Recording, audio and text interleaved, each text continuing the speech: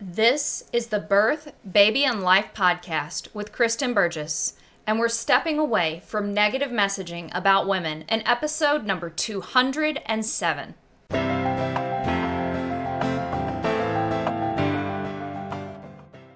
Hi ladies, it is Kristen, and today we are going to talk about some feedback that I got from a podcast listener, and this podcast episode is in direct response to her request about letting go of some of the negative messaging we get about women. If you don't know me, my name is Kristen, and I am a pregnancy coach. I work with mamas all over the world so that they can have a great pregnancy, grow a healthy baby, and have a beautiful birth for their baby. I also help mamas who are trying to calm the chaos at home so that everybody in the house is healthy and happy. So with that, like I said, I got an email from a podcast listener and it really touched me to the point where I printed it out and I have read it a number of times. She said some nice things about me, which is always really lovely to hear that affirmation, especially when I'm in the place of wondering, oh, should I even do this anymore? So that is really affirming, and I just want to thank her for her sweetness in that.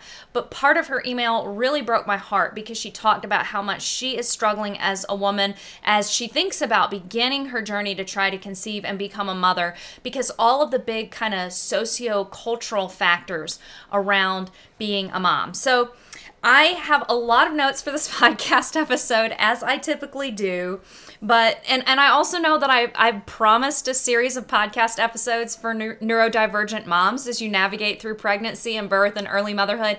Those are coming. I'm really excited about those. But I've just been speaking so much about women and motherhood lately, and I'm getting a lot of feedback about that. And so I really wanted to honor this listener's request because it does fit in well with the topics that I've been talking about in the last few podcasts. And I'm going to end up mentioning a lot of that. And of course, I'll have everything linked in the show notes as well. And I'm really grateful for the podcast. I just wanted to take a minute to say that because I often get to go deeper on the podcast than I'm able to, like even in my YouTube short videos. Those are usually just talking about practical pregnancy and birth topics, and on the website I'm covering pregnancy and birth articles and baby care stuff sometimes, but on the podcast I named it the Birth, Baby, and Life podcast right from the get-go because I knew I wanted to be able to cover deeper stuff, and so I'm just really grateful for that. I love me a meaty birth episode, but for sure I like being able to explore and really share me and my passions and all of that. So again, I've been talking a lot about motherhood lately and the journey to being a mother and what that means. So like I said, her email really, really touched me. And she shared, one of the things that she shared, and this is part of what broke my heart, was just struggling to reconcile her role as a woman, her place as a woman, and in comparison to men and the perceived opportunities that they have. And she asked if I might do an episode on recovering from some of the negative imagery and just the kind of the negative stuff. A noise. You'll hear me say that later in the podcast episode. Kind of this negative noise that surrounds us from really little girlhood on up to womanhood. And I think we're in an era where we have a lot more opportunity as women. There's a lot more equality for women. I'll come back and talk about that. But in some ways, I think it's really toxic because in some ways that equality has equaled equivalency. And that, I think that's where the struggle is for a lot of women. So we'll definitely touch on that more. But I really decided that I needed to address her right away. I'm not any kind of expert. I have some women in mind that I'd like to ask to be guests on the podcast who I think may have more insight into this than me, but I did feel like I had something to contribute. And my own journey, my journey has been really difficult. It's decades long. I'm still reconciling it in some ways. As I'm recording this, I'm in my early 40s. So I've been on this path of a young woman, because really womanhood begins when your cycles begin.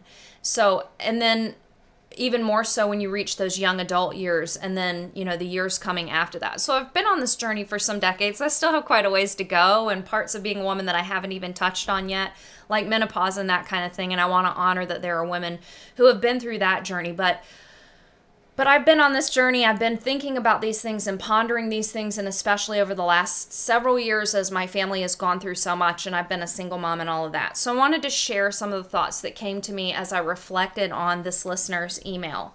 I wanted to start by just remembering, as I talked about on the last podcast episode where we talked about using sex language and women's rights, and I mentioned that I was a total tomboy when I was growing up. And that that is of great significance to me in thinking about my journey to womanhood and even the overall journey to womanhood, because what I experienced and felt at that point in my life is really something that I feel like a lot of women feel. I didn't fit in real well with women. I think that one of the things is there's so much going on, and women are very much more social than men. Even neurodivergent women are. And so there's more cliquey type stuff and cattishness and all of that. And girls can be difficult. And so when you've got a whole bunch of catty people who feel like they need a group, but also feel really wonky and aren't sure what's going on with their bodies and their hormones, and there's all these changes and all these things, and then there's cute boys that they might be competing for or that they don't want to touch or anything. It's a lot. And I think it can be hard for especially young women because there's so much going on with women, and you may not even want to be part of that, or you may feel left out of that, and it's really difficult. And then for me, I was a tomboy, and I was incredibly mortified by my cycles. I'm going out skating with the boys every Saturday, and like to think that one of them may have known I was on my period, it's like I can't even imagine the levels of mortification. Like I made sure that no matter what was happening, like if I had a cramp, I was just gonna like grin and bear it, because I was never gonna let those boys know that I might, have that going on, because I wanted to be one of the guys, right? And so that was kind of like what Kristen marinated in for her young adulthood. And my podcast listener, and some of y'all listening too, said that she's struggled even to the point of having fantasies about being able to be done with her uterus.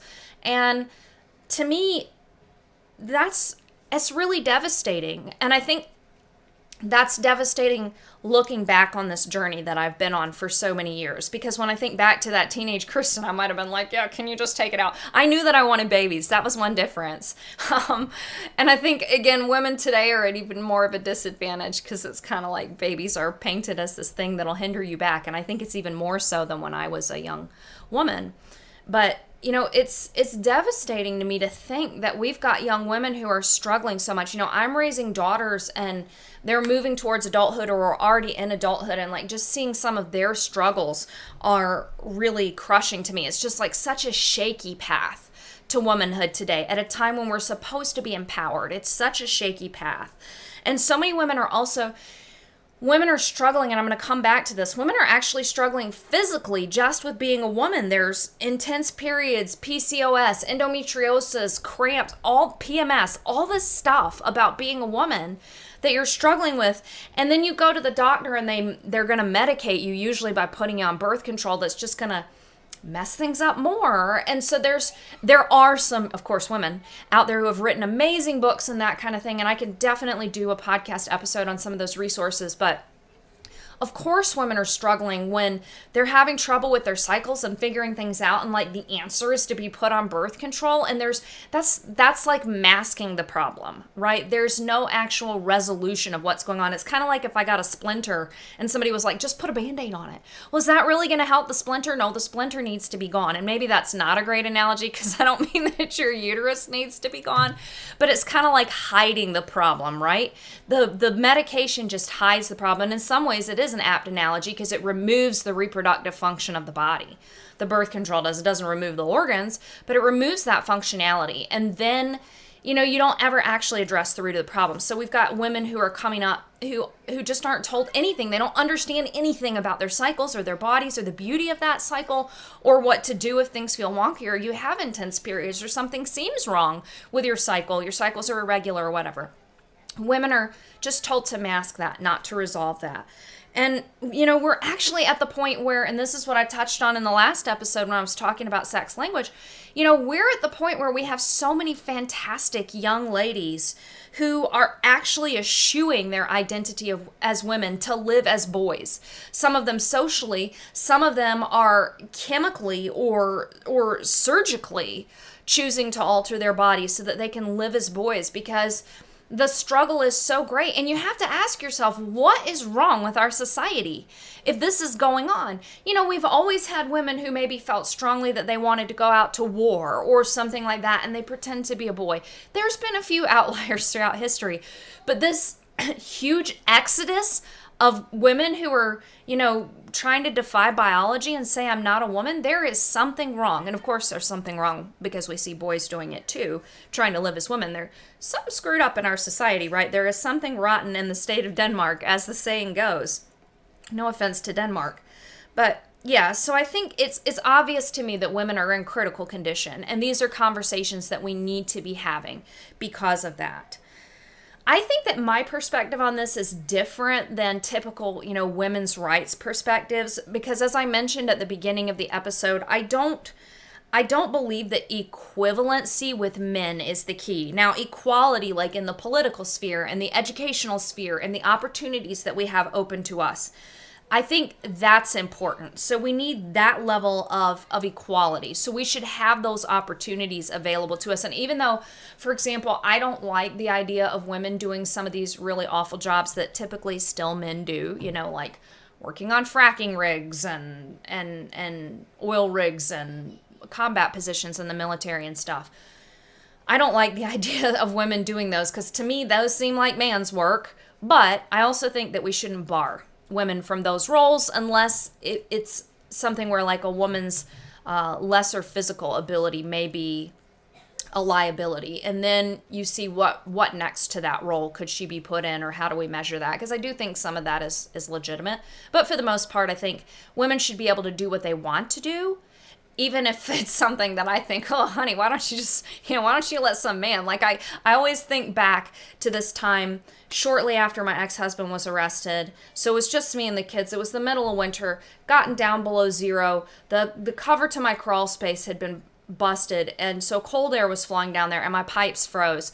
And I called a contractor friend, and he got down there in below zero weather with this thing, I think it was called a salamander, and heated up the pipes, cleared out the frozen sludge and stuff. And you can imagine with a bunch of little kids, there was stuff going down those pipes.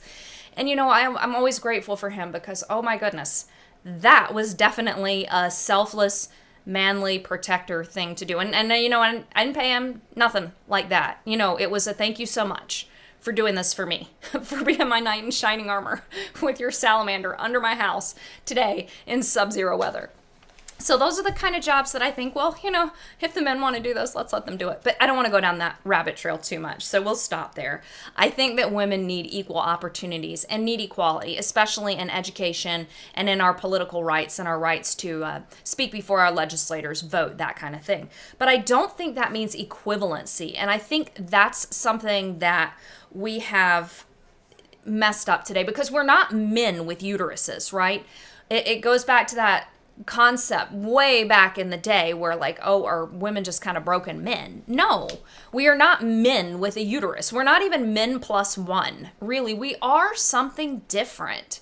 And we should recognize and honor that. Even if some women want to live not as a man, as in they want to, cosplay as a transgender person, but they want to live a life as a man, aka I don't want to have babies and that kind of thing and do the whole mom thing, which would be, I guess, what, the closest thing to living as a man, or what a woman's conception of living as a man is, or a life with the freedom of a man. And that's another whole thing. And of course, we'll touch on that a few times, is this perspective that a man has freedom while a woman at home doesn't have freedom. And that's just kind of wonky, but we'll come back to that.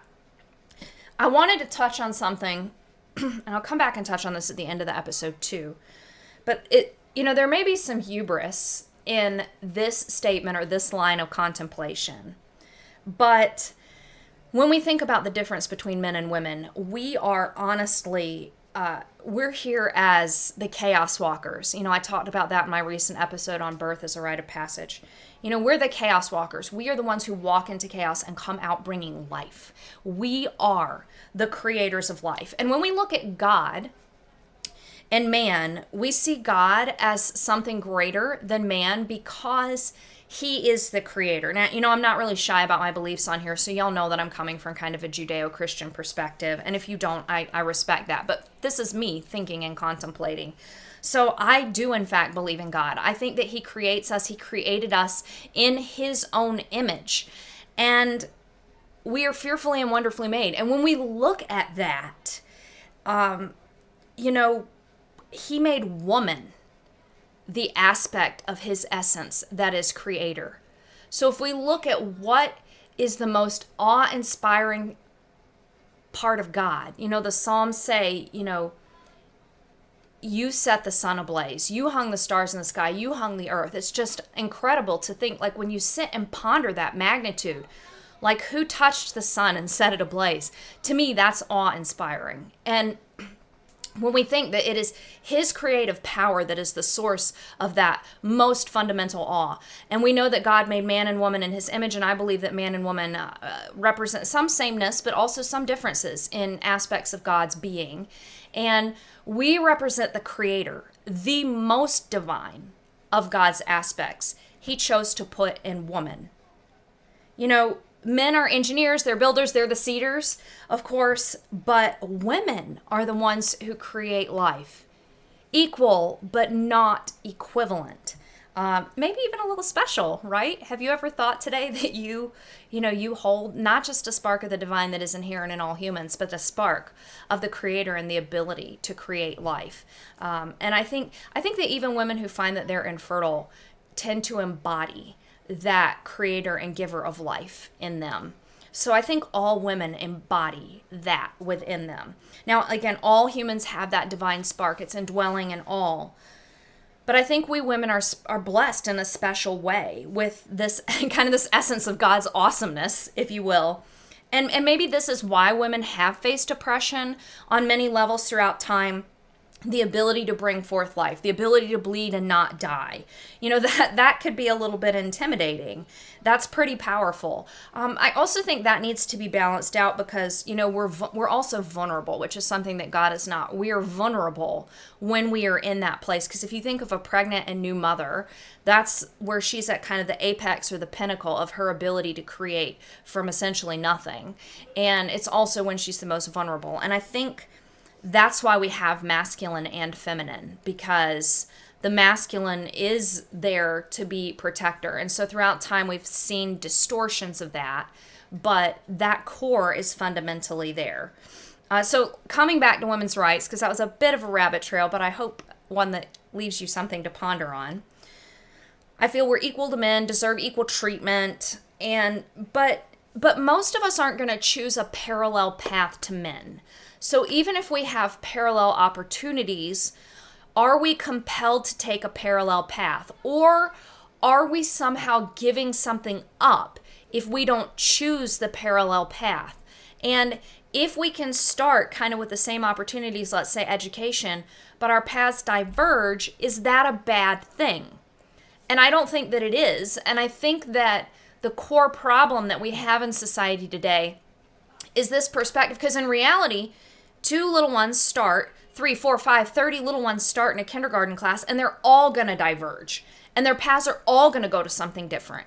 So why is it that the 29 who join the market, while the one who becomes a mother, she's a failure, she hasn't met her purpose, she isn't living her passion, she's not fulfilled, yet these 29 others, maybe 28 others, because, people say that the janitor isn't having a good life either, even though he might be quite happy, right? Or she.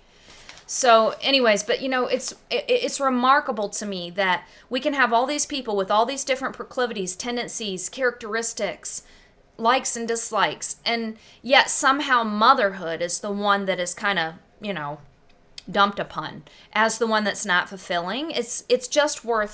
It's worth pondering, I think, because we don't have to walk a parallel path to men to have a life that is as exciting and fulfilling. We do not have to live our lives as men, even proverbially speaking, to have as fulfilling a life as men.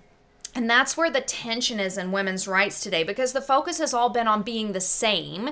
It's been on shedding what is the perceived thing that's holding us back, which is, of course, being a mother, and to some extent being a wife, I guess. But being a mother is what's holding us back, so that we can not be burdened with this responsibility that we perceive that men are not burdened with. Even though if you look at life throughout time, men have done a whole lot to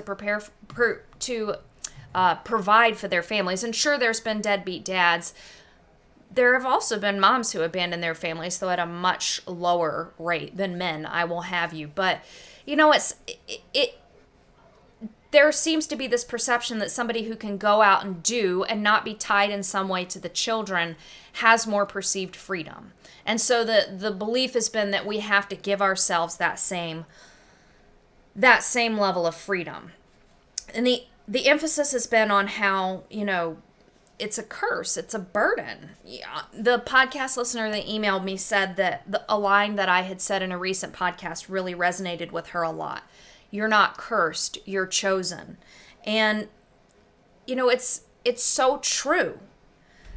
Women's rights advocates are really correct in some ways. I said this already. We do need the vote. We need educational opportunities. We need the vote. We need to be able to make our voices heard in our legislators and our legislatures and our communities. I really believe that with all of my heart. But we are not less, again, because our paths diverge from the path of a man. I'm a small, this sounds like a rabbit trail, but it's not. I'm a small business owner. I love our economic system that has allowed me to kind of try and eke out, not very successfully in the past few years, but try and eke out an existence for the kids and I while I'm able to be home and be present for them most of the time and homeschooling them. But I agree with Mary Harrington, whom I mentioned in the last podcast. She wrote the book Feminism Against Progress. I agree with her theory, working theory hypothesis, that when we look at our consumer-driven and market-driven society, I think that's what is guiding quite a bit of this. I think that's part of what's made it hard to be a woman today, because your worth is no longer intrinsically you or tied up in who you are or even the good that you bring to your society. Your worth is tied up in your ability to generate money for the market. Your worth is tied up in your net worth, but I think it's actually your value in the market. And what what is pushing and driving all of this is, if women are at home with their children, even if they're only at home for the first few years of their children's lives, or even if they're out of the heavy marketplace for the first few years of their children's lives, they're not productive units in the market. And so does the market have a problem with that? Is the market better served when there are women working in corporate careers or, some career track, service industry, whatever it is? If there are women filling all these roles rather than being at home with their babies, well, they're more economic drivers. And also, they ostensibly have more disposable income. So they're going to buy more for the kids, probably because they feel guilty that they're not with them, and they're going to have a higher standard of living. If they're in a double income household, they have a much higher standard of living. The assumption is both parents are going to work, so the standard of living is based around that. So the market gets its worker units and the man and the woman. It gets the man and the woman both spending more. It gets the children whining and demanding more. And so, the whole of the market seems to be part of what's driving this. And again, as I touched on last episode, and Mary talks about this in her book, the birth control pill was, of course, revolutionary in many ways. I'm not necessarily saying that we don't need to have that anymore. And I do feel like it's good for women to be able to make decisions about their fertility, though the birth control pill isn't the only way to do that. It's not foolproof. The birth control pill isn't. And natural methods of like natural family planning and that kind of thing are not foolproof, but pretty good when you understand your cycles. Anyways, but the birth control pill did create the illusion that we can have sterile women who can be in the market, fully participating in the market as men, because of course they don't have children to work on. And then also I think this has kind of spawned the culture that we see now, which is when women have children, the expectation is that they're going to be outsourced out to a lower paid, lower skilled worker. As I've said, I don't think that mothering is low skill. I think you could argue that maybe factory childcare kind of settings are a lower skill thing, though managing small humans is probably never as low skill as we want to pretend that it is. But again, we're in this society and in this place, and I think it's important to think of the broader implications of this and what has led us to this point. Is it purely women's rights and women's equality, or are there other purposes that are being served by pulling women out of their role as mothers, as being at home? Are there other forces that may benefit or profit from this? And how have those played in ways that we may not really even fully understand the complexity of? It's almost a Matrix moment. And so, I'm going to ask you to follow the white rabbit and look into the matrix and ask yourself, is there more to this than what I've been taught on the surface, that this is a feminist issue, this is a freedom and an individual pursuit issue? Because how many women do you know that are living the 40-hour plus week grind who would tell you that they're feeling really fulfilled? I mean, I work with a lot of women on a daily basis, and a lot of them are really stressed. So this hasn't been all that it was promised to be, and hasn't really been liberating. You could be a mother at home with your little ones, and maybe they're the boss or your husband's the boss, but then you go out into the marketplace and you're serving a literal boss. And sometimes I feel like, I even feel like as a self-employed woman, I'm serving all these other things. I'm serving the algorithms. I'm serving the search engines. I'm writing articles about topics that I would never touch on if I had my druthers, because maybe it'll make Google happy. And then I've got clients, and serving them is much more of a joy. But, sometimes even when we're thinking, I'm in control, I'm calling the shots, if you look at it, you're still in service to something, and you're still playing a role that is maybe not a fully autonomous role. And so maybe the reason we've been sold this is not necessarily because of the personal fulfillment or the freedom. Because in some ways, you walk away from some of the limitations of your freedom right into other limitations of your freedom, including the fear of, what if I lose my job? What if I don't have enough? We can't make it on a single income. All of those things that may not actually be true if you step back from the paradigm that requires a woman to be in the marketplace to make money and to be fulfilled and to do all this, that, and the other. So just ponder that for a few minutes and think about those implications for you and what you're planning as far as having children, and even how you feel about yourself as a woman. Just think about it from a different paradigm. Let's talk. As I pondered the podcast listeners' questions, I tried to think about, okay, so I've talked about this kind of from a philosophical perspective, but what are some practical steps? Because that's one of the things I love doing, is breaking things down into the practical for mamas, or mamas to be, or mama hopefuls, or mama tentatives even. But so what are the practical steps? So I came up with a few, and I want to refer to my notes so I make sure that I don't miss anything. But how do you recover from this paradigm that just sees motherhood and being a woman as something that's kind of a liability or toxic or limiting on your personal freedom? And even to some extent, they portray marriage as that now. Like, how many memoirs have been written by women who are free to live, I don't know what, a swinger lifestyle, now that they've thrown off the shackles of a, amicable but not passionate marriage. Like, they're a dime a dozen, and you're kind of wondering, like, on your deathbed, is that really going to be what's brought you fulfillment? But anyways, so how do you recover from that paradigm? It's not easy. It's honestly something that I am still really struggling with, which is part of the reason why I want to do podcast episodes on it, is because there's all these thoughts and things. And I've got a family member who I just adored as a little girl, quite a number of years ahead of me. And I just adored her. And when she grew up, she kind of did everything right, had a great successful career with a successful company, had a successful husband, had the perfect children at the perfect time, is still successful, and now the children are all flying the nest and is doing really well with a great company. And I love this family member so much, and she is probably the most generous and amazing human that I know. And so my problem isn't with her or her choices, but it's how I continually compared myself and said, you know what? I did everything wrong, right? I got knocked up. I've had a million kids. I had one marriage that failed because, dad was just not growing up. And then I had a marriage that failed because my ex-husband turned out to be an abuser. And, then you look at the wreckage that my life is kind of in. It's not quite a wreck as much anymore, but it's like, what's going on with that? So, and I feel like I've never been able to, I'm totally okay. Like, the universe and money and God and I have been having some conversations about, like, I am totally ready for the abundance, right, ladies? I am open to that vibe, but I've not been in that vibe as much as I would like. And it's hard to not to judge myself for that. And it's hard. It honestly blows my mind sometimes to look at everything that I've been through and everything that I've done and how I've been able to hold it together with 8 children as a single mom.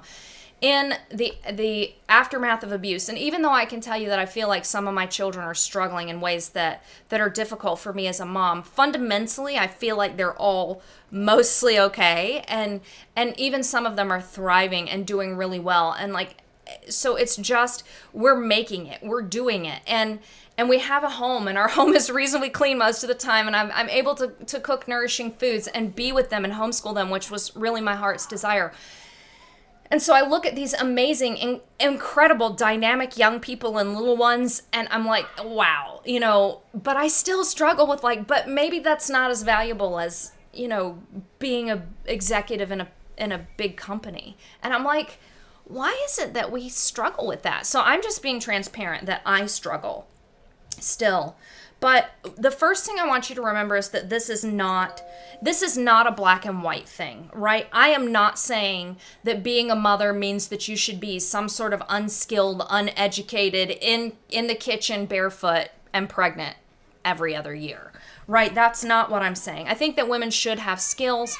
I love Susan Vinker's take on all of this. I talked about that. I actually kind of outlined her recommendations in episode 2 of the pronatalism series, which I will link to below. I kind of got nitty gritty in that episode there. So revisit that if you want more on that. And I think that women, I think like Suzanne says, you need to think strategically. And actually, let me come back to that in a minute, because I also want to say that I do feel like women need this baseline, but as I related just a minute ago, I am literally the statistic. I got pregnant with my first at 19. I dropped out after my freshman year of college. I had 8 babies, ended up in an abusive relationship. He's in prison. It's just me and 8 children. I did not even have my college degree finished when I found myself, after having spent, I guess, 16 years as a homemaker, right? I am the statistic that they're like, you need to go to school, you need to do this, because what if something happens, honey, and you can't depend on a man? I am that statistic. And you know what? I'm making it. Not only are my children and I doing well, mostly thriving, some bumps in the road here and there, but mostly thriving. But I finished my college degree. I'm able to be back at midwifery school working on them, not assisting at births right now. And I honestly don't want to. I like working with my one-on-one clients and being a researcher and podcaster and all of that. I feel like that's definitely my place, is in research and teaching.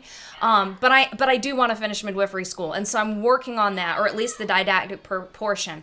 I'm working on that. I finished my degree. I got my bachelor's degree. I have managed to make it work for myself and my children. I've had to hustle some. I've had to humble myself a lot.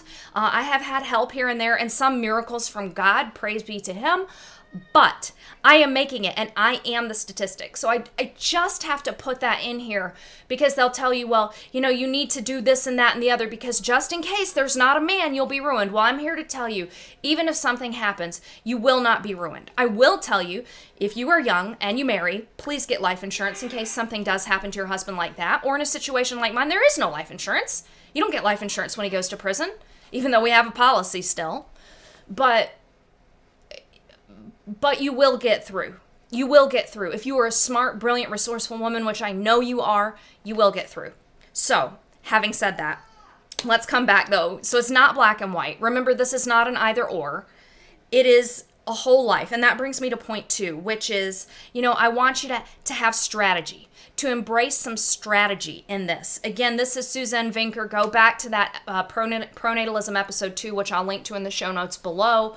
But she talks about strategy. Plan your career. You may not choose doctor. You may not choose lawyer, where you're in school for many years, racking up a lot of debt, including the best years of your fertility. You may choose a career path that is more flexible and open to you dropping out for a few years while your children are little. If you're like me, you're going to just drop out mostly because you want to be with your kids in homeschool. But a lot of moms are happy with, with having a school arrangement for their child, but they want to be there in the early years. So think strategically. Right now, even looking at where you are in your career, how can you think strategically? Can you segue into something?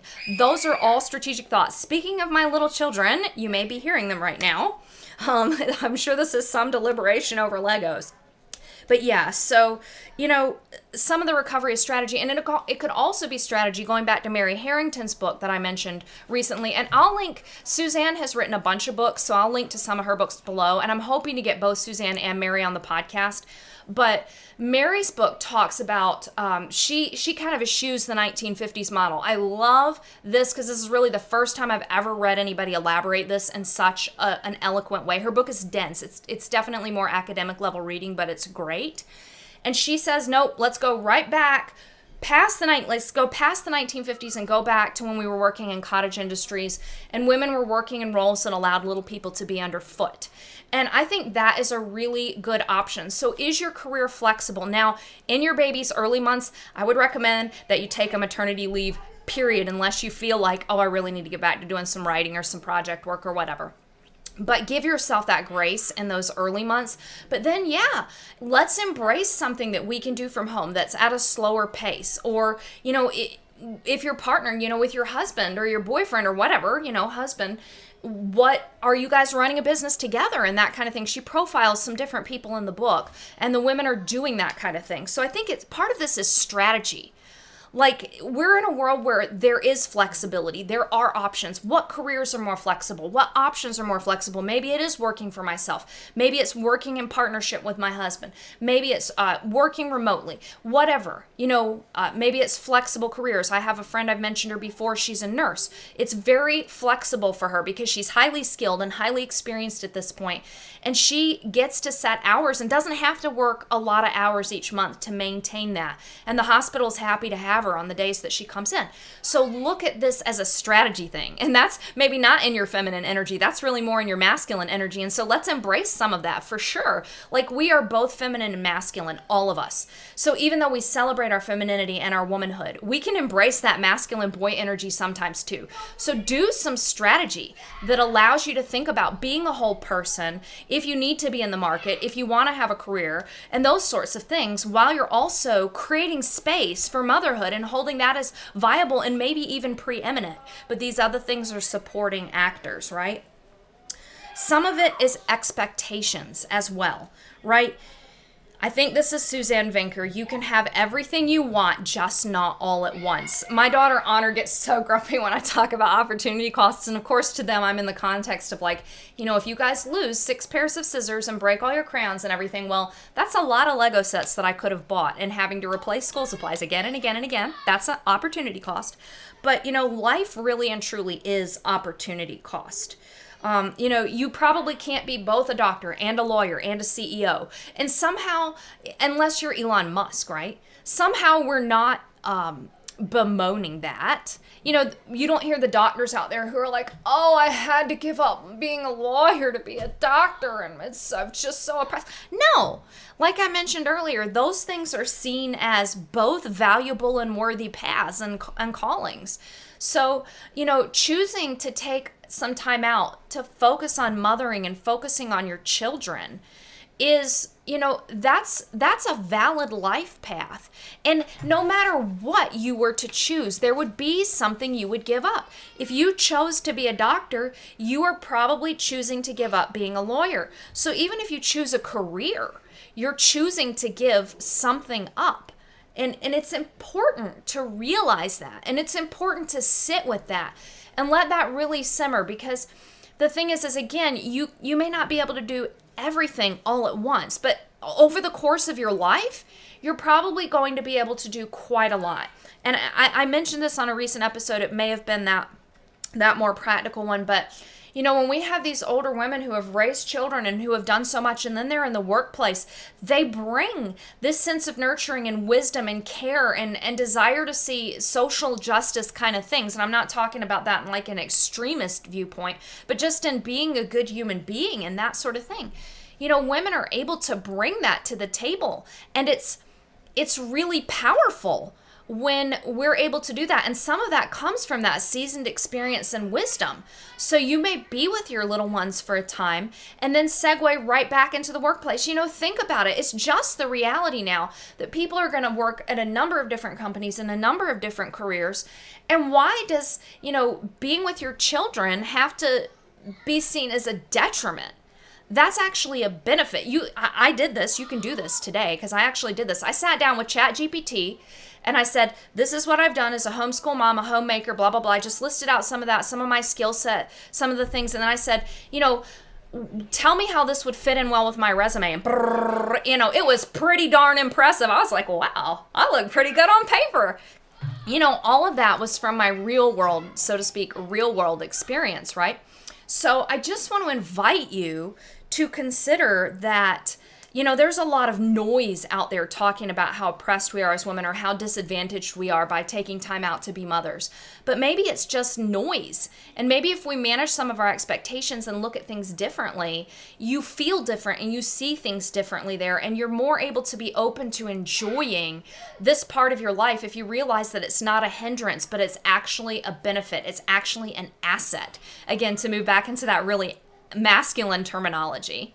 Okay, next practical step is some of it is financial savvy. And again, I talked about this on the other podcast episode, but really I think that expectations, lifestyle, understanding the basics of having a budget. I use, I'll link to this in the show notes.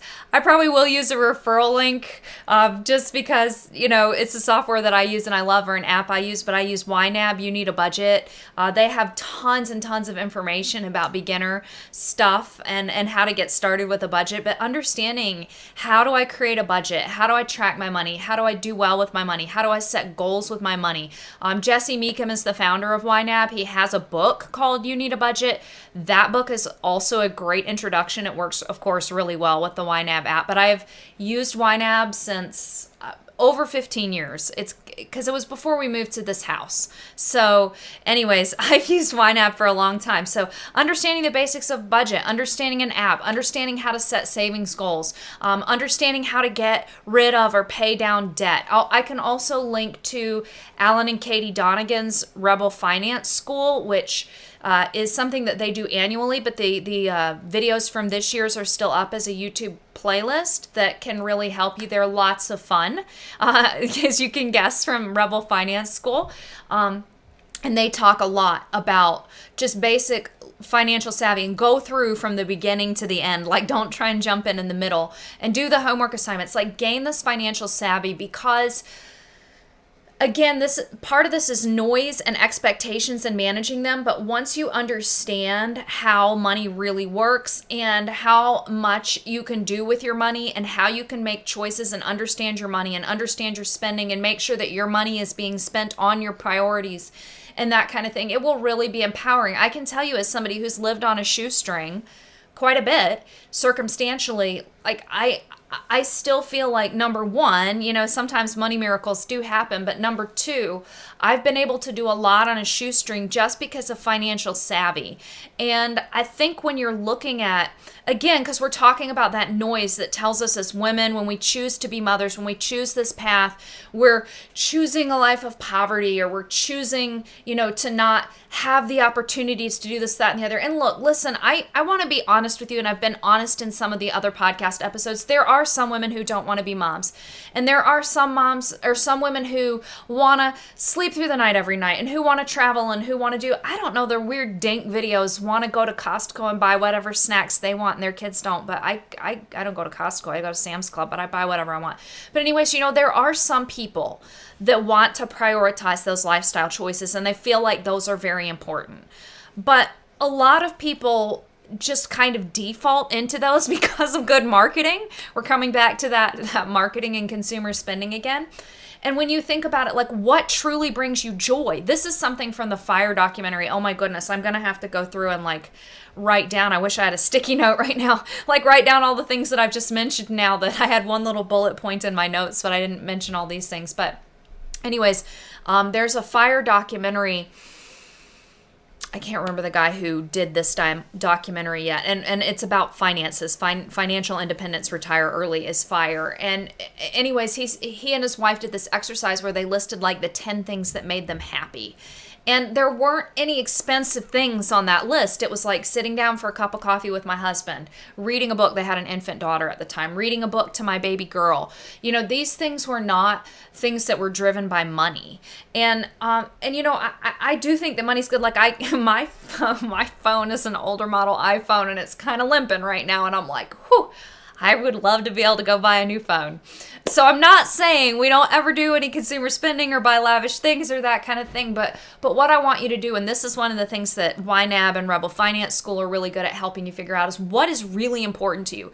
Not what society has told you should be important to you, not what the clever marketing messages have told you should be fun. I was looking through, my eldest daughter got a subscription to Vogue because they had some sort of special, and she loves fashion, right? Like she and I are like laughing our way through some of these Vogue like archives that she had access to. Now, some of it was fun to look at, like, some pretty nice outfits, but some of them were just like, what were they thinking?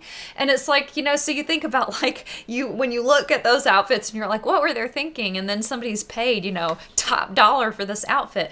What I'm telling you with financial savvy is a big part of that is figuring out what really matters to you. And if what really matters to you, or you think what might fulfill you, is being a mother and experiencing that journey, it's okay if you don't want to do or spend on a million other things that other people say are fulfilling them, because what matters is you, not those other people. But yeah, and then another piece of the financial savvy and why I'd love for you to explore YNAB, go through Rebel Finance School, look at the FIRE movement and study all of that, is because I think it will help you to realize that if you take a few years out of your career to be there for your children, you are not torpedoing yourself financially. You are not torpedoing your retirement. I mean, I will tell you, I just told you earlier in the episode, I was a homemaker for decades, ended up as a single mother following abuse, didn't even have a college degree, but when I look at my assets, and some of those, to be honest, some of those are because I received marital assets because he went to prison. But, I'm not assetless. I'm not penniless. And I believe that if I hadn't had those assets, I wouldn't be either, because I'm a smart, intelligent woman with a lot going for me, just like you are. So again, I think a lot of the negative messaging that comes is I'm going to miss out on, or I'm going to hurt, or I'm going to hurt later. And as much as I want you to think forward, because there's a limit to this, some of it is we need to live in some ways for the moment, especially when the moment may pass us by. And that's the thing about having babies, and this is what I discussed in both of the pronatalism episodes that's so crushing, is unplanned childlessness. Is so many of these women prioritize career as identity and financial success to create security, and then they can't have the babies because biology has passed them by. So that's something that really needs to be thought of and considered. And that's something that can help you, is realizing that being a woman is not a liability to your earning power. Being a woman is an asset to you in all senses of the word, because it's you and you're an asset to yourself. I hope you believe that, or can come to the place that you believe that. But financially, you can learn and grow so much and gain so much understanding and savvy. And you may not need to live a big lavish lifestyle, or you may you may figure out the key to have the money flowing in, and then you're a smart, savvy woman with your babies while there's all kinds of financial prosperity. I don't think they need to be an either or thing at all. Like I said, I'm open to the universe and God letting that flood down on me right now. It's funny because the listener who emailed this in asked me if I have a Patreon. And I am gonna heed that and look at that. I've got somebody who suggested looking at Substack because they do some podcast stuff. But I'm gonna compare all of those and do something, because some of y'all have asked, is there a way you can support my work as a creator or influencer? It feels so weird for me to think about myself as an influencer. But anyways, so slight rabbit trail there. But I just want to encourage you to realize that when you dig into some of this, especially like looking at the FIRE movement and all that kind of stuff, I think it will give you hope. And if you definitely listen to the Rebel Finance School with the Donegans, because you'll hear them say again and again, they have some Q&A episodes and people will say, I think it's too late for me. And they're like, it is not too late for you. And so because I'm assuming if you're listening to me, you're probably of childbearing age, it is certainly not too late for you. So yeah, but that's a practical thing. do some of this financial learning, understand the difference between the lifestyle that you are told you're supposed to have versus what you really want, and this, that, and the other, and realize that you can probably have most of what you want, maybe not all at the same time, but you can have a good, rich life that includes children, that includes time out to mother them if that's what you desire to do, all of it. You can most likely have it. It can happen for you. The next thing is I want you to work on understanding your physical health, right? I think that so many women struggle with being a woman because they're experiencing PMS or pain or dysregulation with their cycles or fertility issues or those kinds of things. And so I think that it's good to learn about that. Don't assume that this is just a curse of being a woman. Instead, get curious and ask, could there be something out of balance? Is there something that can address this? Millie Hill, whom I mentioned on the last podcast episode because she's a big advocate for women's rights, she is working on a new book right now that I'm looking forward to when it comes out. And I want to say it's going to be called Ultra Processed Women. That might be a working title, or I might be misremembering, so don't quote me on that. But it is Millie Hill that's the author, and I think it's available for pre-order now. But she's been working on it for the last few months. And the book is, basically, what do they call that? Investigative reporting, investigative journalism on understanding how ultra-processed foods have impacted us as women and impacted our bodies and our cycles and all of that. So I eat, breathe, drink, sleep, dream, all of this stuff. So don't feel like you need to know everything. I do encourage you to get some basic financial savvy. If you are like, Kristen, I'm drinking from a fire hose here, and you want somebody to walk you through, let's troubleshoot your cycle. Let's do what we can to boost fertility. Let's do what we can to get you ready for pregnancy. If you're pregnant right now, what do you need to do? That is exactly what I work with one-on-one clients for. I'll link below in the show notes for you to jump on a call. I'd love to jump on a call and talk about your situation. So I don't want you to feel like you have to understand everything, but I'm mentioning resources that I think can help. And of course, there are many women out there, like the women that I've already mentioned on this show, Alan and Katie Donegan. Clearly, Alan is a dude who is pretty cool, and Jesse Meekum from YNAB. These are people that have information that can help you.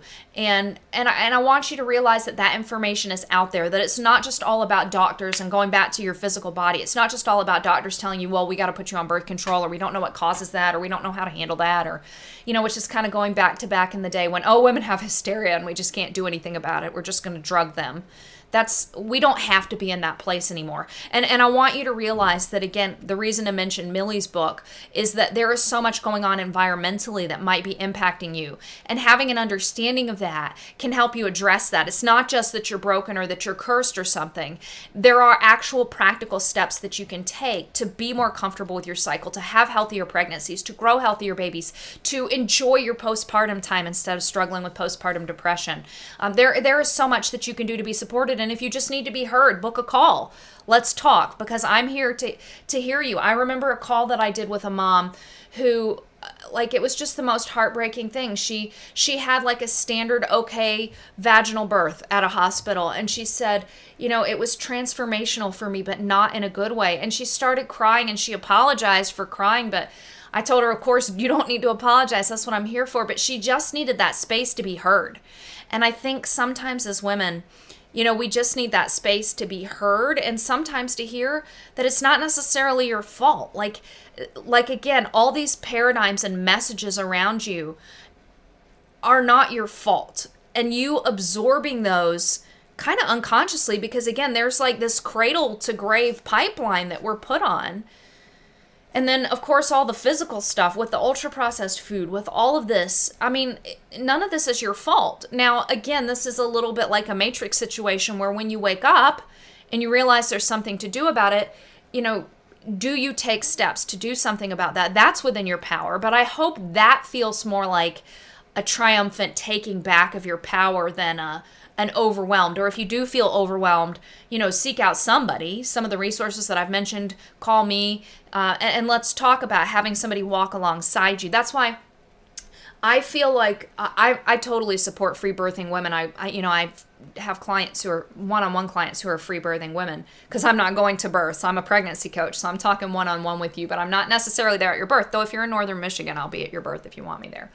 But, I feel like I fully support free birthing and while pregnancy, but at the same time, I feel strongly that every woman deserves to have another woman who's going to walk beside her, that she doesn't need to feel so constrained or so limited by the choices around her that she would rather go on her own. I want every woman to have someone to walk beside her. So again, all of this is to say, there's so much that's not your fault. And of course, having these options presented before you might open up a lot of options, and you may feel empowered and say, okay, I get to change this, or I get to figure out how this impacts me and see what I can do to make changes, like with things with your cycle, with your diet, with your time in nature. Circadian rhythms is something that I've been really studying quantum biology lately, and it's pretty exciting. But you may also want somebody to walk beside you, and that's okay too. You deserve that. Like, that's, again, kind of going back to models where we were supportive, and when we lived in smaller communities, you would have had that support from wise women more directly. And so, anyways, I won't get on that too much. But so physical health was what we were talking about there. Then I think that it's important to acknowledge masculine and feminine energies. Also, men can bring strengths. I think in some ways we've been groomed to resent men or to think that we can do everything a man can do. But the reality is just like my friend under the house in the cold. I mean, I still thank him to this day whenever I run into him. So, it's like sometimes men are good, and they bring energies and abilities, and they, just like we can feel vulnerable during pregnancy, men are programmed to be protectors. And of course, you have toxic and abusive men. You can have toxic and abusive women too. But, the hope is that by understanding masculine and feminine energies, understanding the strengths men bring, understanding what you want, they can be helpful. I mean, you can probably do everything on your own. I'm a single mother, so I do a lot on my own right now. But I think finding a romantic partner is beneficial, not just for romantic love. That was, Mary Harrington deals with this in her book, like the birth control pill kind of promised just ecstatic, erotic, love-filled relationships without having to worry about anything else. And it doesn't seem to be what it's brought us. It's brought us a cheap hookup culture. But when we look at, a relationship is good for that kind of thing, but also look at it as a partnership, as building a life together, and as our proclivities and likes and dislikes and strengths and weaknesses complementing one another. I mean, that's what a marriage really can be. Suzanne Vinker says something profound in a few of her books, which is choose to stay. So if you're in a relationship and it's a decent marriage, but maybe it's not like super awesome, wonderful, she argues for choosing to stay rather than saying, oh, I need to go find something more exciting and fulfilling. Because you may, once you focus and turn your energies onto the relationship and finding happiness within it, which is really in some ways a you thing more than it is your partnership kind of thing, then, that can be really good. And of course, there's obviously exceptions for abuse and that kind of thing. And it makes a case too, for those of you ladies who are listening who aren't in a marriage or partnership yet, choose your partner well. And this kind of goes back to the career and everything, because if you've gotten into your 30s and you got a high power career and everything, you may be intimidating to a man. That's not to say women should be dummies, ladies, but it is to say, choosing a man that you can grow together with, perhaps, rather than feeling like you need to be two independent people seeking fulfillment, maybe beside each other, but when that isn't working well together, you go your own way. Instead, being two people who complement and grow together. So that's just an understanding even masculine and feminine energy, and understanding a little bit of that polarity. That can be another good avenue to explore. And then, of course, a big part of this is just choosing to be open to motherhood and open to the blessings and growth that it brings. I will admit that being a mom can be challenging. It can be physically tiring. It can be emotionally tiring. I mean, your heart is walking around outside of your body, but also it's incredibly fulfilling. I did a podcast episode a few episodes ago. I'll link to it in the show notes, called Mothering is Your Greatest Project, or Motherhood is Your Greatest Project. And I also talked about this in the Pronatalism Part 2 episode. In those, I was really honest about many of the challenges, but also honest about the phenomenal ability for your own growth. And I make the argument in the Mothering is Your Greatest Project episode that the project that you're working on is not actually your children. Your children aren't the result of that project. It's you and the woman that you are and become through the adventure and the journey and the joy, as well as some of the difficulties of mothering them. It's just, there's so much to explore, so much to enrich yourself as you learn. And that segues into the next point, which is that another practical thing is kind of reframing children and the raising of children. Because I want you to take back your power in this, because I think we've gotten to the society where, and this may be more of an American thing, some of you international listeners can let me know, but we're like hyper individualistic to the extent that I think it's unhealthy in America now. And it's like, I can't impose upon my kids. I've got to let them decide who they are and be who they are. And in reality, that actually means that other people are going to imprint upon your children who and what they should be, primarily the school system if you're sending them off to school. But you do have the right to teach your children, to help them learn, to grow and think. You have the right to explore, to ponder, deliberate, to decide your own deeply held beliefs, and then share those with your children. And I think when you realize that you have that ability, it prompts you to do some of this exploration and some of this learning and some of this inner growth, because you think, I want to look at all these issues and understand them because my kids are watching and learning from me, and I want to understand these things, and I want to make a better world for my children. And I know childless people have done a lot to contribute to our world throughout history. But parents, you and grandparents, you have this thing that's invested, because again, your heart's walking around a little bit outside of you, and you think, I'm going to be pouring into this young person. And so you find yourself thinking deeply about things, and maybe it's in snatches here and there. You're not going to be closed up in the towers of the academy, just cloistered with your books. You're going to be juggling babies and all of this and that and the other. But I can tell you, it hasn't stopped me from I've got my college degree now. I did that as a single mother of 8 following abuse. I'm working my way through my midwifery didactics. I'm constantly doing continuing education for my children. I'm studying business for my business. I mean, sometimes I feel like, wow, I'm just an overload from all the things I'm learning while I'm still mothering my children. And sometimes I have to give myself permission just to step back. And if you just want to step back and enjoy, there's a YouTuber that I really love. Her name's Kate. I can't remember her last name right now, but she's got some great books. And I'll link her below as well. Maybe her author page on Amazon, because her books are a lovely place to start. Because she just talks about slowing down intentionally and living and enjoying life as a homemaker. She's got 2 boys. And it's a wonderful antidote sometimes to feeling like you have to do so much.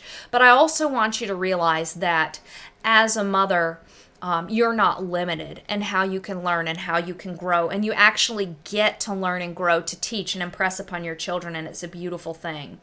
And I think the sanitized parenting, the outsourced parenting that we tend to do today, that feels like a deterrent. It feels icky. It's like, why am I going to go through all this effort when I'm just going to send them to somebody else all day? And it just then it does seem like they're a burden. So, and it can also feel agonizing. So that's something to consider, is just opting out of that or choosing something different, and you have the right to do that. And then I think about, like these implications of suffering and agony, and I know a lot of that has had religious overtones throughout the years, but I don't believe that necessarily birth has to be painful, or that even I do think there's going to be times when mothering is difficult, just because it's difficult because you love this little person so much and you want to be perfect for them and you want to make everything perfect, and you have to come face to face with the fact that the good enough mother is actually what science says they need. You're not going to be perfect. You can't protect them from everything. And when they get to be adults, I'm in the middle of this right now, they make their own choices, and some of those feel hard for you to watch, but you bite your tongue and you step back, remembering that you went through that, finding yourself and exploring. So there's some heart-wrenching in there, but but our lives are richer, and nobody gets through life. I was talking to my kids about this earlier because we were talking about, like when you see kids who seem to have all kinds of money and everything, and you can't do quite as much. And we were just reflecting on that everybody has hard stuff, because some of those kids have had hard stuff happen in their families and this, that, and the other. Nobody goes through life without difficult things. But I can tell you that, going through life with your family is something that can be a big blessing, and with your children. And just, there's moments where I'm curled up in my chair over there reading a book to one of my kids, and there's just this sense of peace and satisfaction and just a little pocket of rightness in the world. And then just like my boy calls me from college, or he texted me a picture today of a stuffed animal that he'd gotten for his brother's birthday. And like, he's sitting in the middle of this student area where you can see kids in the background studying, and he's got the little stuffed animal in front of the keyboard, and he's like, "Mama, he's helping me with my calculus homework." And it's like, your heart just bursts. And those moments are rich and wonderful. Everybody goes through life with some level of pain, suffering, even agony. Childbirth is not the root of those. Birthing and mothering are not the root of those. They're just part and parcel of human life in a flawed and intricate world, but also a world that I think holds deep beauty and many lessons, and the opportunity to both have a rich life and leave a little mark for other people. So, those are some things to think about. Now, let's talk a little bit about reframing pregnancy and birth, because that's, of course, my area of adoration and perhaps a level of expertise too. Some of the pregnancy and birth bit is also reframing. It's understanding the things that I talk about in podcast episodes, in my videos, and the articles on my website when I work one-on-one with a client. We talk about things like healthy conception. We talk about preventing complications in pregnancy and birth, advocating for yourself, learning skills that will help you in pregnancy and birth. I mean, when I was writing that down, I was thinking, like, if you're thinking, oh my gosh, all I hear is morning sickness and fatigue and how tough early pregnancy is, and do I even really want to do that to yourself? And well, if you want to jump on a call with me, we can talk about what the evidence says about, can you prevent morning sickness? Because, well, some of our research is showing maybe we can, even if not completely. So again, even these things that we think are kind of givens or might be part of the difficulties of pregnancy, it's just we're learning so much. And I can never promise a woman a perfect pregnancy or a perfect birth. Sometimes there can be challenges in those, just like there can be challenges in life. Sometimes not everything goes right. I've worked with women who there's been heartbreak with miscarriages, or babies who had a congenital anomaly or something like that. Sometimes there is heartbreak even in that, and I can't take that away. But what I can do in everything that I share is talk to women about learning more. Again, I eat, breathe, sleep this. I could write books. I want to write books. I want to write books about this. So sometimes it might be because you shouldn't be in the research unless you're also a pregnancy and birth researcher. Like, you shouldn't be in it quite as deep as me. But the information may not be out there. So you need somebody like me who is just, in love with this stuff and wants to distill it for you. So that's a good thing. And again, if you want to talk one-on-one about your situation, let's jump on a call. But I think, there's just so much that can be done to make it an enjoyable time. A lot of women hear and worry about postpartum depression and the postpartum, but there's a lot that we can do during pregnancy to help you prepare yourself mentally, physically, spiritually. I believe that there is a spiritual component to pregnancy for sure. So that I hope reframes. Again, and this kind of fits in with what I talked about earlier with just like physically. I was talking about correcting cycle and like female issues. Doesn't that sound so silly? But female issues before. So this is talking about pregnancy and birth. Like, how do you make that a more enjoyable experience and a safer experience and have a healthier baby? You can do all of that. But also, I think part of this reframing of pregnancy and birth is just tuning into how wonderful it is. I loved being pregnant. I would love to be pregnant again. I would love to have just one more baby. Like, I'm sharing with y'all my heart right now. It's like there are times when I ask God, I know we've been through so much, but is there a way that we could just have I could have just one more baby? There isn't really a we. But so I'm biased. I guess that's where I'm going with that. I'm biased. But pregnancy and birth really they're wonderful. It kind of goes back to that miracle that I talked about a little bit ago. the miracle of creating life within your womb. And this is one of the reasons why I am going to eventually get around to that neurodivergent series that I want to do, because I know that sometimes that can feel interesting for neurodivergent moms. But I believe that every mom can experience part of the blessing that is pregnancy, and just kind of honoring it also for what it is. Like, if you feel fatigued, it's, take a break, take a rest. That's okay. You don't have to be go, go, go. This goes back to what I mentioned a minute ago, and I will link to a couple of Kate's books or her author page on Amazon below, because she's not pregnant in any of the books, so she's not talking about that, but just her musings on just intentionally slowing down and living a slower pace of life and that kind of thing. And pregnancy gives you kind of a built-in opportunity to do that. If you are fatigued, slow down. In the first trimester, women are like, how can I be so tired? Nobody else even knows I'm pregnant, Kristen. And it's like, well, you are literally engineering a brand new human being. And there's a lot going on in there, even if it's in minuscule scale. And just honor this time, just rest. Like, I give ladies permission to just rest and enjoy their pregnancy. And I this was the case in my pregnancies too, especially in my last pregnancy. Maybe that's why I'd love another one so much, is because things were spiraling down at that time, and there was a lot of stress behind the scenes while I was pregnant with Phoenix. And it was really hard, and I was trying to do a lot and bear a lot of burdens, because my ex-husband was just almost non-functional at that point. And so I see this with women that I work with, like, you get caught up in the stress of day to day. And so pregnancy can be an invitation to not have something else added on, but, to intentionally step away and slow down, and your priorities do rewire, they rewire immensely. Like, your brain reshapes, and that's not a bad thing. But to be focused on your little one, and to treasure your little one, and that's a good thing. And it's okay to take time during pregnancy to honor this time, to slow down, to mull over the amazingness of a new life in your womb, even if you got other little ones running around, to find some of those quiet moments. And then after birth, for your tunnel vision to kind of be on that baby, because that time is not going to last forever. And it's okay for it to last for this time. And then there's this sense of magic. And I love Marin from Indie Birth. This is an old podcast of hers during one of her pregnancies. I will see if I can find it. She did a podcast episode she did a series throughout her pregnancy. And so this, I think, was the first one. And she is unlike me. Like, I am a serial pee on a sticker if I think I'm pregnant. I just need to know right away. But Marin doesn't take pregnancy tests. She just kind of is in that magic and that place and embodied in that. And I love that podcast episode, because she's talking about that and kind of just talking about that knowing. And I'm not saying that one needs to do that. Like I said, I am like serial peeing on sticks if I think there's any chance that I could be pregnant.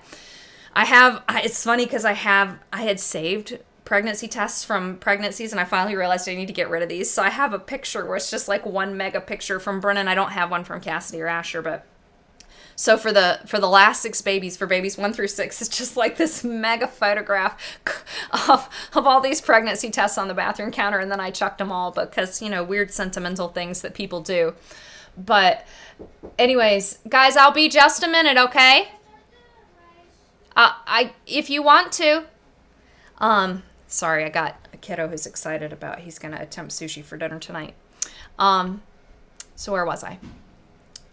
Yeah, so Marin's podcast episode is kind of about tuning into that knowing and that magic and that fun thing about having that secret. And that is something that I felt, even though I took pregnancy tests early, we tended to delay sharing news about the pregnancy.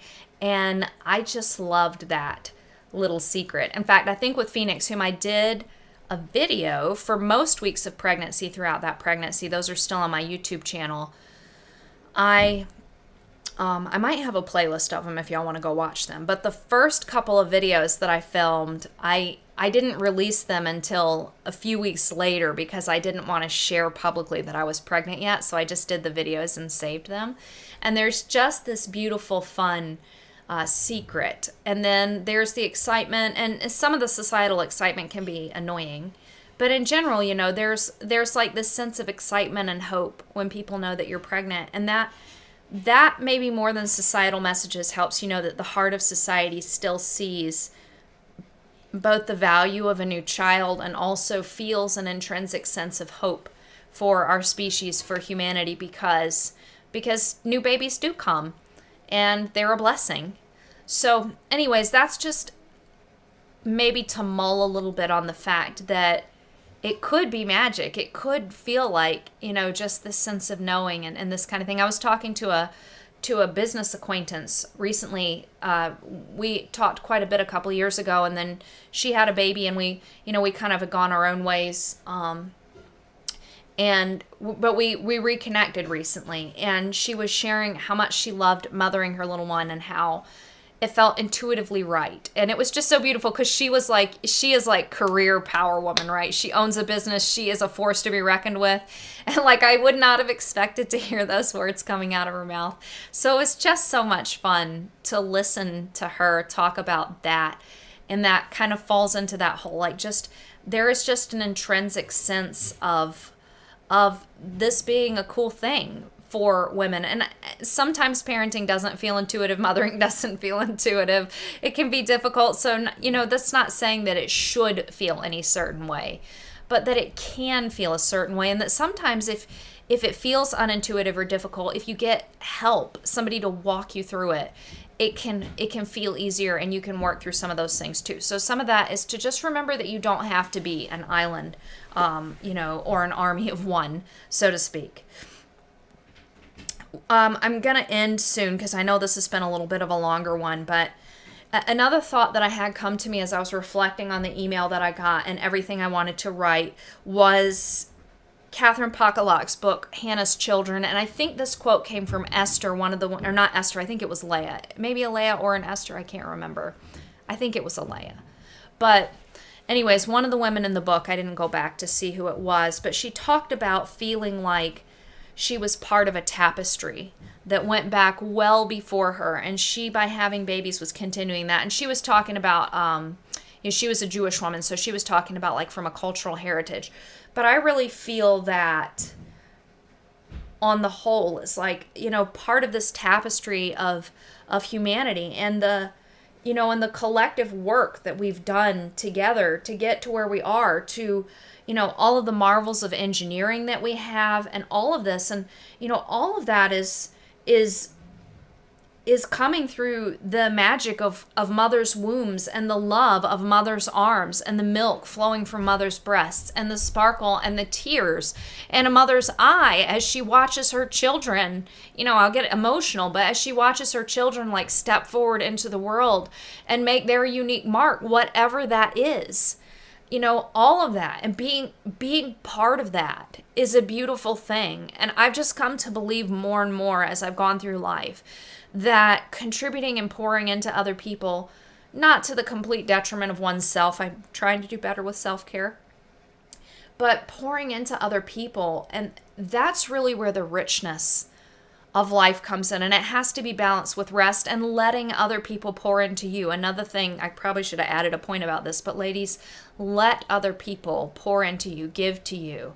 Don't feel like you have to do it all on your own. Don't feel like you have to caretake all the time and not ever be taken care of. Maybe that's why I was emphasizing, if you feel lonely, let's talk. But yeah, just we're part of and connected to that tapestry, and that tapestry of women specifically, and mothers. So many women tell me that during their birth, especially as they got to the end where their bodies were fully opening and they were about to receive their babies into their hands, like they felt this sense that they were part of the universe and were one with all of the women who were birthing right then, or with all of the women who had birthed throughout all time.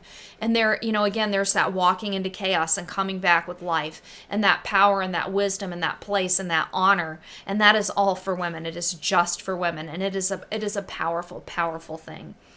So again, this has been a journey for me. So these are just some of my ruminations and thoughts, but hopefully they mean something or are helpful to you. I actually wanted to close by reading the lyrics of a song, which is a beautiful song. I recommend that you listen to it. I will, of course, try and find a video or a link at least to it to put on the show notes page. But It's Ayla Narero's song, The Course. And I won't try and sing it to you, because even if I can sing, okay, I can't after I've been doing a podcast for an hour. But just listen to the words and think about you yourself as a woman and the lineage that you are a part of and that will continue on beyond you. It's called The Course, and it says, "Who will fetch the water? Will it be your great-granddaughter? My darling, who will fetch the water? What will be its course? For the source, how will it find us? My darling, what'll be the course? And who will call the rain? Feel it falling to our skin from a welling deep within. Who will call the rain? And who will strike the drum when our thundering heartbeat needs it? When the feet gotta pray it down, who will beat the ground? Who will speak in truth? And where will they walk it? Show us how, my darling. Who will sow the truth? And wherefrom will it bloom to the story as we shape it for each other, brother, sister?" And then, of course, there's repetition. But there's so many things in that song. Whenever I hear it, I can listen to it on repeat again and again and again. Because to me, she's just really calling out the women and thinking about the legacy of what you're carrying forward. And maybe this legacy that you're carrying right now, one day you'll hand to your daughters and your granddaughters. And that is a beautiful legacy, the legacy of the ones who are there, who are, think about the power of directing the water and the courses and the streams of history and your influence in that. And, when there's prayer needed and direction, who's going to be there to do that, and who's going to carry forth these legacies and this energy and this love and this life. And I think, men do a lot and contribute to a lot. But women, we just have a very vital and special place in this world, in this force of life, in this tapestry. And, I do think that it's us that brings the rain in a very special way. So with that, I have a lot of show notes to write up. So I will get to that, and I will talk with you next week, ladies.